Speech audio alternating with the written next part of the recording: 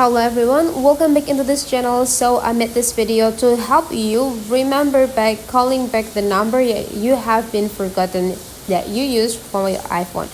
So sometimes we forget about the number that we use for our phone, right? So don't worry, we can check the number that we use by our iPhone with this tab. Go open your settings, and right after that you just need to scroll up until you found phone. And whenever you got the phone, go click them. And now there will be like show information about the number that you use for this device right over here. So you can just write down the number and just put it into your logbook so that you can remember or visit them easily. So that is the way how to check the current number that you use for your iPhone. Hopefully this tutorial today is useful for you. So thank you for watching, and I'll see you for the next tutorial.